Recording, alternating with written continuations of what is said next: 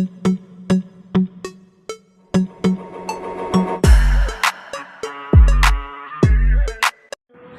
Hello ನಮಸ್ತೆ welcome back my YouTube channel. ಯಾರೆಲ್ಲ ನನ್ನ ಯೂಟ್ಯೂಬ್ ಚಾನಲ್ನ ಸಬ್ಸ್ಕ್ರೈಬ್ ಮಾಡ್ಕೊಂಡಿದ್ದಾರೆ ಅವರೆಲ್ಲರಿಗೂ ಥ್ಯಾಂಕ್ ಯು ಸೋ ಮಚ್. ಇನ್ನೂ ಯಾರೆಲ್ಲ ಸಬ್ಸ್ಕ್ರೈಬ್ ಮಾಡ್ಕೊಂಡಿಲ್ಲ ಪ್ಲೀಸ್ ಹೋಗಿ ನನ್ನ ಯೂಟ್ಯೂಬ್ ಚಾನಲ್ನ ಸಬ್ಸ್ಕ್ರೈಬ್ ಮಾಡ್ಕೊಳ್ಳಿ ಅಂತ ಹೇಳ್ತಾ, ನಾನು ಇಲ್ಲಿ ಸಂಜೆ ಬಂದು ನನ್ನ ಮಗಳಿಗೆ ಸ್ವಲ್ಪ ಹೋಮ್ವರ್ಕ್ ಮಾಡಿಸ್ಬೇಕಾಗಿತ್ತು. ಹೋಮ್ವರ್ಕ್ ಎಲ್ಲನೂ ಮಾಡಿಸಿ ನಾನಿವತ್ತು ಕಡಲೆಕಾಳು ಮತ್ತು ತಗಣಿಕಾಳನ್ನು ಯೂಸ್ ಮಾಡಿ ಸಾಂಬಾರು ಮಾಡೋಣ ಅಂಥೇಳಿ ನಾನಿಲ್ಲಿ ರೆಡಿ ಮಾಡಿ ಇಟ್ಕೋತಾ ಇದ್ದೀನಿ.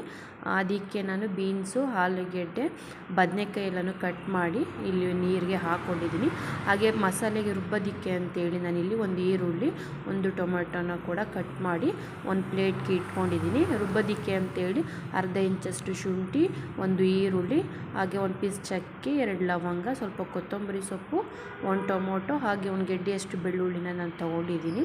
ಅದನ್ನು ಇಲ್ಲಿ ಎಲ್ಲನೂ ಕೂಡ ನಾನು ಒಂದು ಜಾರ್ಗೆ ಹಾಕೋತಾ ಇದ್ದೀನಿ. ತೊಗೊಂಡಿರುವಂತಹ ಮಸಾಲೆ ಐಟಮ್ ಎಲ್ಲನೂ ಕೂಡ ಹಾಕ್ಕೊಂಡು ಇದಕ್ಕೆ ನಾನು ಕಾಯಿ ತುರಿ, ಹಾಗೆ 2 ಸ್ಪೂನ್ ಆಗುವಷ್ಟು ಹುರಿಗಡಲೆ, 1.5 ಸ್ಪೂನಷ್ಟು ಸಾಂಬಾರು ಪೌಡ್ರನ್ನ ಹಾಕಿ ನಾನು ಇಲ್ಲಿ ಸ್ಮೂತಾಗಿ ಪೇಸ್ಟ್ ಮಾಡಿ ಇಟ್ಕೊತಾ ಇದ್ದೀನಿ.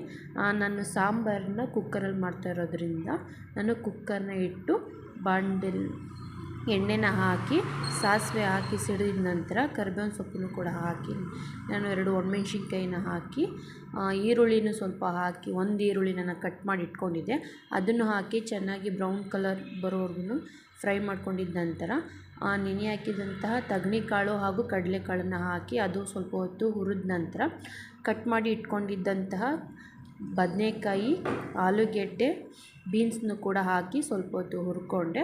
ಅದ ನಂತರ ರುಬ್ಬಿಟ್ಕೊಂಡಿರುವಂತಹ ಮಸಾಲೆನೂ ಕೂಡ ನಾನಿಲ್ಲಿ ಹಾಕೋತಾ ಇದ್ದೀನಿ.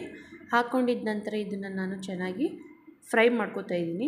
ಇದು ಹಸಿ ವಾಸನೆವರೆಗೂ ಫ್ರೈ ಮಾಡ್ಕೋಬೇಕು, ಇಲ್ಲ ಅಂತ ಹೇಳಿದ್ರೆ ಸ್ಮೆಲ್ ಬರ್ತಾಯಿದೆ. ನೋಡಿ, ಇಲ್ಲಿ ಸುತ್ತ ಎಣ್ಣೆ ಬಿಟ್ಕೊಂಡಿದ್ದಿಲ್ಲ, ಈ ಥರ ಬಂದರೆ ಚೆನ್ನಾಗಿ ಫ್ರೈ ಆಗಿದೆ ಅಂತೇಳಿ. ನೆಕ್ಸ್ಟು ನಾನು ರುಬ್ಬಿಟ್ಕೊಂಡಿರೋಂಥ ಜಾರ್ಗೆ ಕೂಡ ನನಗೆ ಎಷ್ಟು ನೀರು ಬೇಕೋ ಅಷ್ಟನ್ನು ನೋಡಿ ಹಾಕ್ಕೊಡ್ತಾ ಇದ್ದೀನಿ. ಹಾಕ್ಕೊಂಡಿದ್ದ ನಂತರ ನಾನಿಲ್ಲಿ ರುಚಿಗೆ ಎಷ್ಟು ಉಪ್ಪು ಬೇಕೋ ನೋಡಿ ಉಪ್ಪನ್ನು ಹಾಕ್ಕೊಂಡು ನಾನಿಲ್ಲಿ ಲಿಡ್ನ ಕ್ಲೋಸ್ ಮಾಡ್ತಾಯಿದ್ದೀನಿ. ನಾನು ಇದು ಒಂದು 3 ವಿಜಿಲ್ ಬರೋವರೆಗೂ ಕೂಡ ನಾನಿಲ್ಲಿ ಕುಕ್ಕರಲ್ಲಿ ವಿಜಿಲ್ ಹೊಡ್ಸ್ಕೊತಾ ಇದ್ದೀನಿ.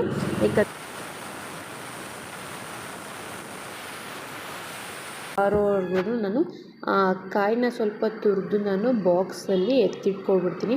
ಯಾಕಂತೇಳಿದ್ರೆ ಡೈಲಿ ತುರಿದು ಇಟ್ಕೊಳ್ಳೋಕ್ಕಾಗಲ್ವಲ್ಲ, ಸೊ ಅದರಿಂದ ನಾನು ಸ್ವಲ್ಪ ಕಾಯಿನ ತುರಿದು ಇಲ್ಲಿ ಈ ಥರ ಬಾಕ್ಸ್ಗೆ ಹಾಕಿ ಇಟ್ಕೊಳ್ಬಿಡ್ತೀನಿ. ನೆಕ್ಸ್ಟ್ ವಿಸಿಲೆಲ್ಲ ಹೋಗಿದ ನಂತರ ಇದಕ್ಕೆ ಸ್ವಲ್ಪ ಕೊತ್ತಂಬರಿ ಸೊಪ್ಪನ್ನ ಹಾಕಿ ಇಲ್ಲಿ ನೆಕ್ಸ್ಟ್ ನಾವಿಲ್ಲಿ ಊಟ ಮಾಡ್ತಾಯಿದ್ವಿ. ಇವತ್ತು ಆಸ್ಟ್ರೇಲಿಯಾ ಹಾಗೂ ಇಂಡಿಯಾ ಮ್ಯಾಚ್ ಇತ್ತಲ್ಲ, ಸೊ ಅದಕ್ಕೋಸ್ಕರ ನಾವು ಫೋನಲ್ಲಿ ನೋಡ್ತಿದ್ವಿ. ನಮ್ಮ ಮನೇಲಿ TV ಇಲ್ಲ, ಬಟ್ ಅದಕ್ಕೋಸ್ಕರ ನಾವು ರೆಂಟೆಡ್ ಹೌಸಲ್ಲಿ ಇರೋದ್ರಿಂದ ನೆಕ್ಸ್ಟ್ ಪಾತ್ರೆ ಎಲ್ಲನೂ ವಾಶ್ ಮಾಡಿ ಮ್ಯಾಚ್ ನೋಡೋಣ ಅಂತ ಕೂತ್ಕೊಂಡು ಫೈನಲಿ ಇಂಡಿಯಾ ವಿನ್ ಆಯಿತು. ಕಂಗ್ರ್ಯಾಚುಲೇಷನ್ಸ್ ಅಂತ ಹೇಳ್ತಾ, ಈ ವಿಡಿಯೋ ನಿಮಗೆ ಇಷ್ಟ ಆದರೆ ಪ್ಲೀಸ್ ಲೈಕ್ ಮಾಡಿ, ಶೇರ್ ಮಾಡಿ ಹಾಗೂ ಕಮೆಂಟ್ ಮಾಡಿ ಅಂತ ಹೇಳ್ತಾ ಎಲ್ರಿಗೂ ಥ್ಯಾಂಕ್ ಯು ಸೋ ಮಚ್.